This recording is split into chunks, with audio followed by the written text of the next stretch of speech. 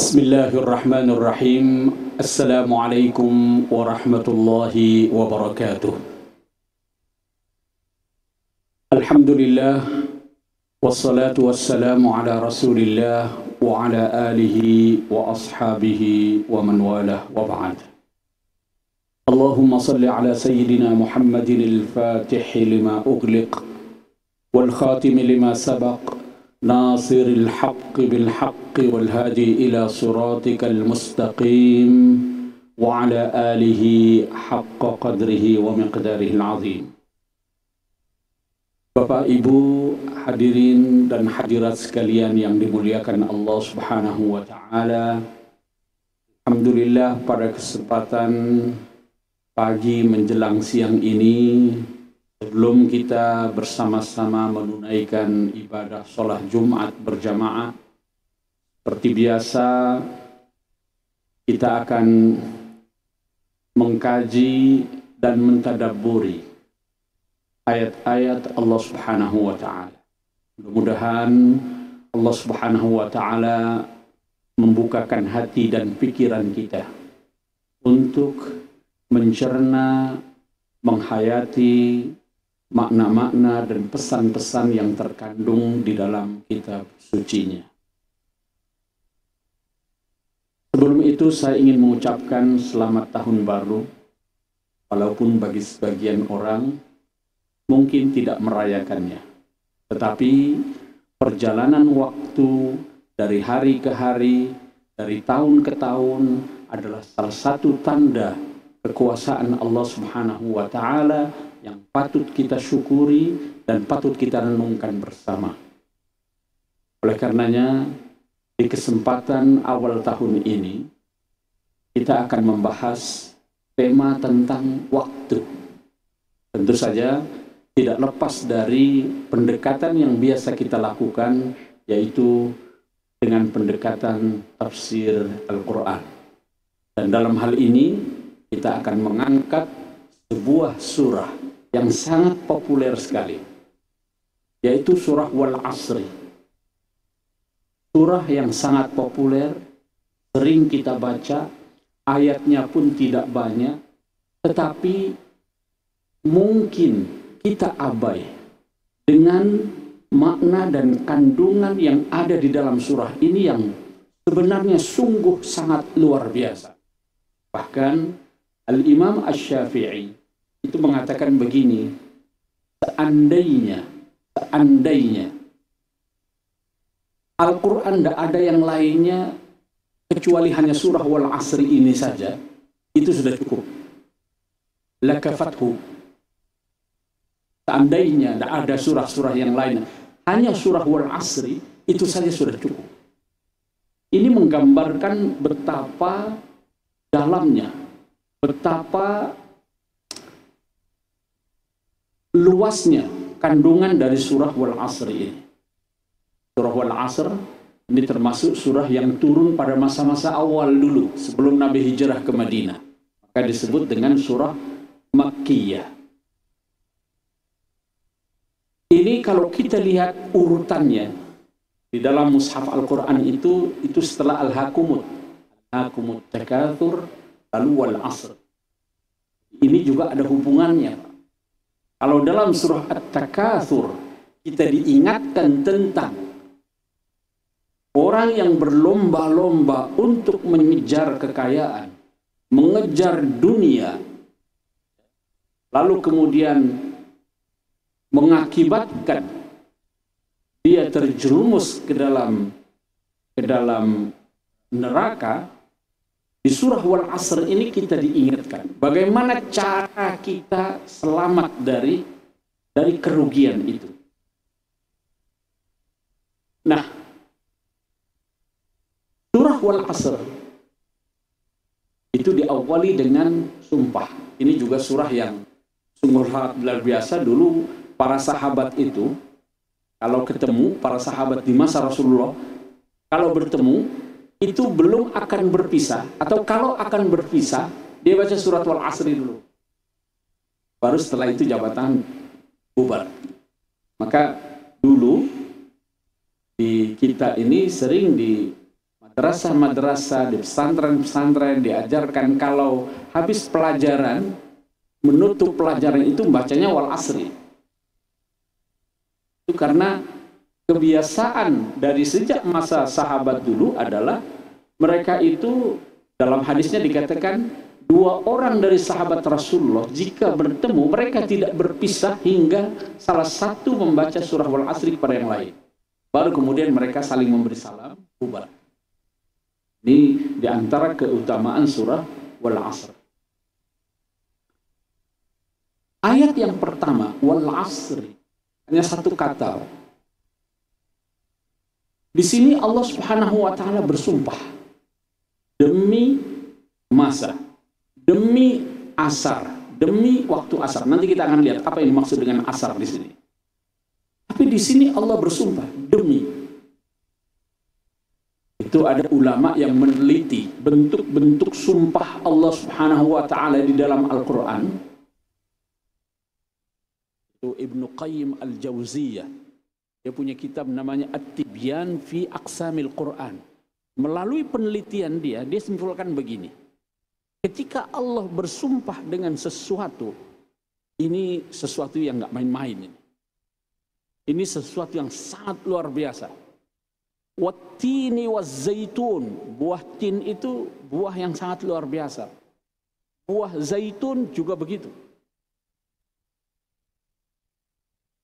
Jadi menggambarkan azamati syai', menggambarkan keagungan sesuatu yang dijadikan sumpah oleh Allah Subhanahu wa taala. Di sini Allah bersumpah dengan al-asr.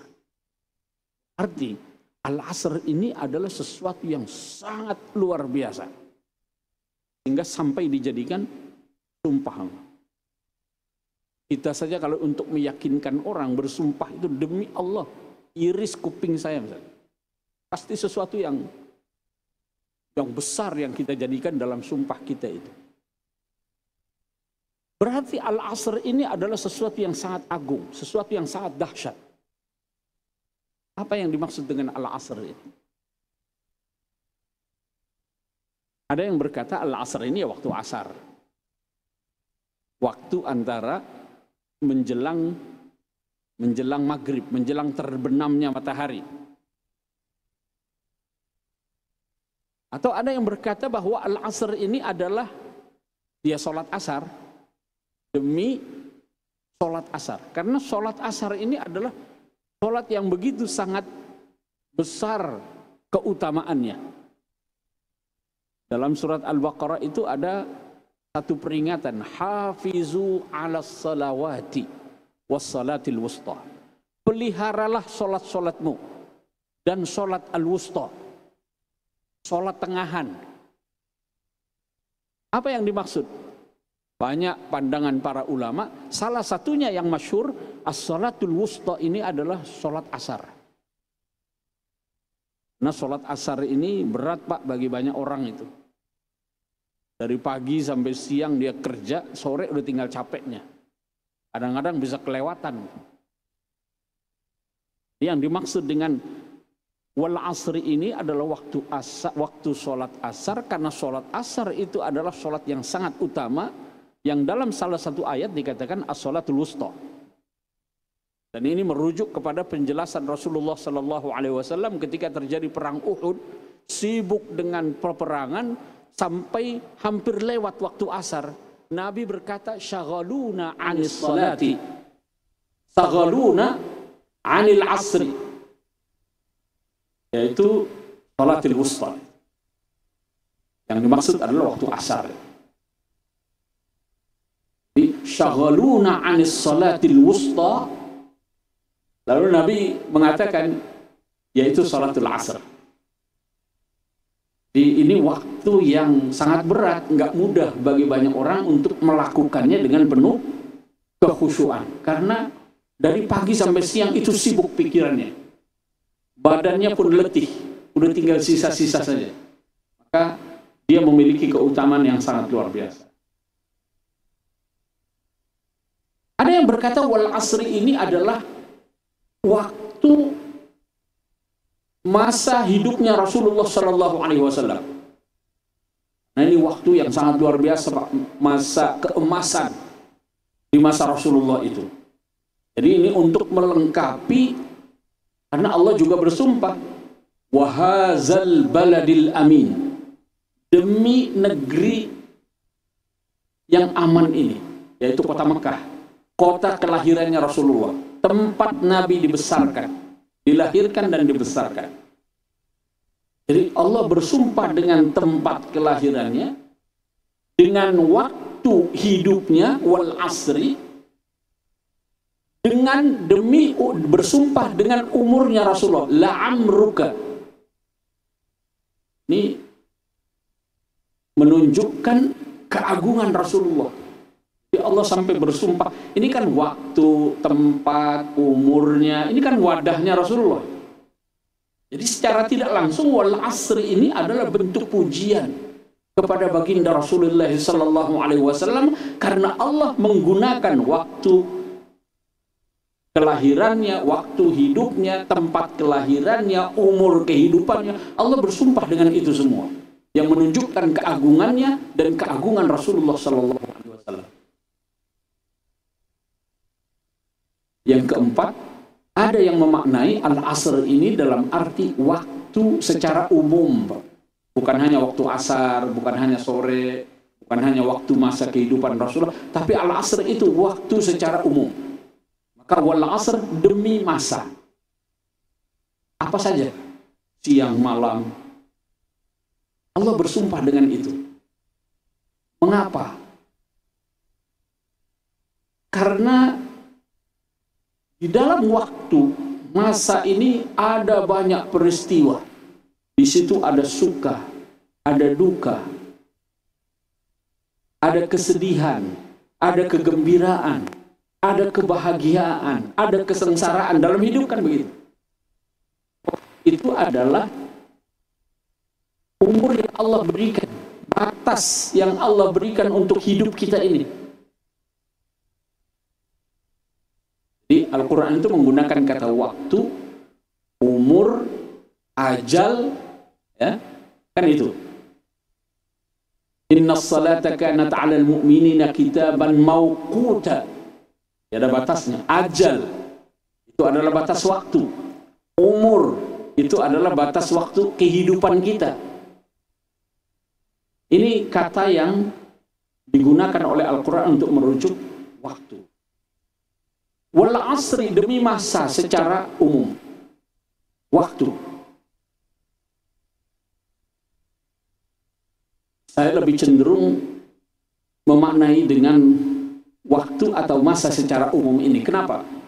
Karena ini sejalan dengan makna bahasanya, Pak. Wal asr itu dari kata, satu akar kata dengan al-asir. Itu kalau dalam bahasa Arab, al-asr itu artinya adalah memeras. Dalam surah Yusuf itu, ketika ada dua sahabatnya yang dipenjara, satu bermimpi, inni a'siru khamra, saya memeras anggur. Perasannya itu sendiri namanya asir. Jadi kalau Bapak Ibu ke Arab, mau beli jus, bilang saja mau beli asir. Itu satu akar kata dengan al-asr, memeras. Orang memeras itu karena ingin menghasilkan saripati. Intinya, saripati buah itu kan kita peras, keluar jus, saripati buah. Jadi inti dari buah itu, ampas-ampasnya itu minggir. Di juz amma itu juga ada wa anzalna minal mu'sirati ma'an thajjaja. Mu'sirat itu dari kata asr, Pak, satu akar kata. Mu'sirat itu apa? Kalau dalam terjemahan itu disebut awan. Wa anzalna minal mu'sirat, kami turunkan dari awan, ma'an thajjaja, hujan yang. Kenapa awan itu disebut mu'sirat di sini? Mu'sir artinya yang memeras. Ini menggambarkan bahwa awan itu yang kumpulan dari uap, ya, yang dibawa oleh angin, lalu kemudian menggumpal menjadi uap, menjadi awan, lalu dia seperti diperas. Awan yang menggelembung putih di atas kita ini, tebal, itu kalau diperas turun jadi air hujan. Di Moksirat itu adalah awan yang memeras air lalu turun jadi hujan. Jadi itu makna al-asr kalau kita lihat dari akar katanya. Sehingga waktu diungkapkan dengan kata al-asr itu untuk menggambarkan bahwa waktu itu adalah masa yang Allah berikan kepada kita dan harus kita peras, kita isi dengan kerja keras sehingga menghasilkan kualitas. Orang yang hanya leha-leha saja, tidak memanfaatkan waktunya, dia akan hilang di makan zaman, Pak. Dilupakan orang, nggak ada kenangan orang tentang dia. Tapi kalau dalam hidup ini kita isi dengan bekerja keras, dengan memeras tenaga, pikiran, waktu yang diberikan oleh Allah, kita peras dengan bekerja keras, lalu menghasilkan kerja-kerja yang berkualitas, itu akan dikenang orang sepanjang masa. Jadi waktu itu adalah sesuatu yang harus kita peras, yang harus kita manfaatkan dengan bekerja keras untuk menghasilkan karya-karya positif. Ini banyak sering orang lupakan. Ni'matani maghbunun fihima katsirun minan nas. Ada dua nikmat yang sering dilalaikan oleh manusia.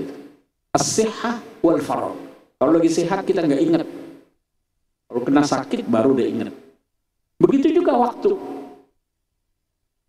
Kita diberi 24 jam dalam sehari semalam. Kadang-kadang kita lewati begitu saja. Tidak terasa kita scroll sana, scroll sini, pesan, pindah sini, pindah sana, lihat handphone, 2 jam sudah berlalu.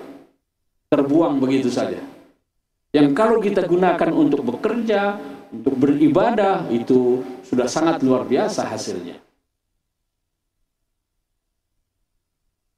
Wal asri innal insana lafi khusr.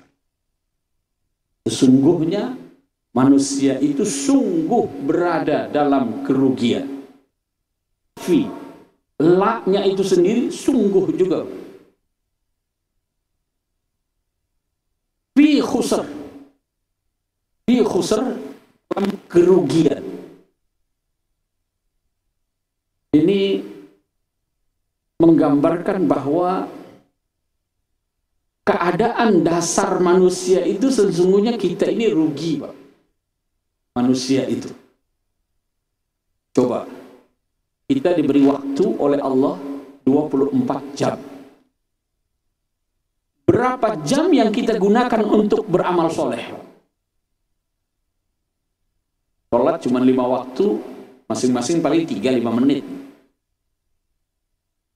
Lalu kita pakai apa lagi? Banyak untuk, ya ada yang buat maksiat, ada yang buat nyantai-nyantai, ada yang buat ini. Lafi khusr. Karena kita tidak menggunakan waktu yang Allah berikan itu dengan sebaik mungkin, sesuai dengan tujuan Allah memberikan kita waktu. Kurang bersyukur kita. Jadi kita beribadah saja, kita apalagi kalau kita gunakan untuk maksiat, udah pasti rugi. Kita pakai untuk kebaikan saja, ada juga ruginya kadang dikit-dikit, Pak. Karena apa? Karena mungkin tidak maksimal dalam melaksanakannya. Kan rugi juga. Jadi dasarnya manusia itu dalam kerugian. Innal insana lafi khusr. Karena di sini digunakan juga kata fi khusr. Fi itu dalam bahasa Arab artinya lil istighraq, Pak, untuk tenggelam, menggambarkan sesuatu yang tenggelam. Fi itu harfuz zarf, huruf untuk menggambarkan sesuatu itu masuk ke dalam. Amplop itu disebut zarf atau mazruf, Pak, karena tenggelam di dalam. Artinya lafi khusr itu sungguh dia tenggelam dalam kerugian. Itu keadaan manusia begitu. Nah, apa yang bisa menyelamatkan kita? Jadi kita yang dasarnya itu karena kita ini, kita punya nafsu, kita punya amarah yang sering sekali mendominasi kita ini, sehingga kemudian membawa kita kepada asyar, kepada keburukan, kepada kejahatan. Itu potensi ke situ besar sekali, Pak. Apa yang bisa menyelamatkan kita? Dalam surat Wal Asr ini ada 4 hal. Illal ladzina amanu wa amilus shalihat wa tawasaw bil haqq wa tawasaw bis sabr. Ini yang bisa menyelamatkan kita dari kerugian, dari kehancuran. Di sini illal ladzina amanu wa amilus shalihat. Iman, amal soleh. Ini dalam Al-Quran selalu digandeng, Pak. Amanu wa amilus shalihat. Untuk menunjukkan bahwa iman tanpa amal sia-sia, Pak. Seperti buah, seperti pohon yang tidak berbuah. Jadi ilmu tanpa amal, iman tanpa amal, itu seperti pohon yang tidak berbuah. Tetapi kita tidak berkata orang yang tidak beramal imannya rusak. Atau amal seseorang yang tidak benar terus. Sebab ada yang berkata ini gampang sekali, ketika amalnya itu dianggap melenceng lalu imannya itu dianggap rusak lalu kafir. Ada kelompok yang gampang sekali mengkafir-kafirkan karena menganggap kalau amalnya itu sesat, imannya keluar. Yang moderat itu tidak begitu, Pak. Jadi amal ini adalah syarat yang bisa menyempurnakan iman kita. Di sekedar kita asyhadu an la ilaha illallah wa asyhadu anna muhammadar rasulullah dakhalal jannah. Dia mukmin, Pak. Jangan gampang dikafirkan. Ini sedikit-sedikit karena ikut mengucapkan selamat Natal misalnya, amalnya, lalu kemudian dikatakan imannya rusak, cedera. Sudah niru-niru orang kafir. Nah, kalau dalam madhab Ahlus Sunnah wal Jamaah, khususnya madhab Al-Asy'ariyah, Abul Hasan Al-Asy'ari, itu tidak begitu. Yang namanya amal itu adalah syarat mukammil. Tidak sampai merusak atau mengeluarkan kita dari agama. Dia selalu bergandengan. Illal ladzina amanu wa amilus shalihat. Artinya dia baik untuk dirinya, Pak. Dalam hubungannya dengan Allah Subhanahu wa taala dan dalam hubungannya dengan manusia, dengan alam semesta. Harmonis kepada Allah, harmoni kepada sesama, harmoni kepada lingkungan, kepada alam. Jadi ini umum, Pak. Wa amilus shalihat itu bukan amal soleh kita sedekah jariyah, sholat 5 waktu, puasa. Bukan hanya itu amal soleh. Amal soleh itu adalah segala amal yang kita lakukan dan mendatangkan manfaat buat orang lain, buat diri kita, dan juga buat orang lain. Jadi bagian pertama, yang pertama ini illal ladzina amanu wa amilus shalihat mungkin lebih banyak berpulang kepada kita. Tapi lanjutan ayat ini mengatakan watawasau bil haqqi watawasau bis sabr. Tidak cukup kita beragama ini baik untuk diri kita saja, Pak. Imannya bagus, amal solehnya bagus, tidak cukup hanya itu. Itu namanya amar ma'ruf. Belum lengkap kalau belum ada nahi mungkar. Maka harus ada watawasau bil haqqi, watawasau bis sabr. Saling menasehati. Itu artinya apa? Seorang muslim yang baik itu dia harus mampu, bukan hanya baik untuk dirinya, tapi juga untuk orang lain. Dia mengingatkan kalau ada kekeliruan dalam kehidupan sosial. Dia mengkritik.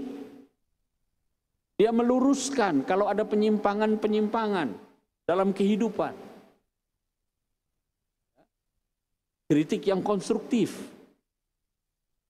Memiliki kepedulian sosial.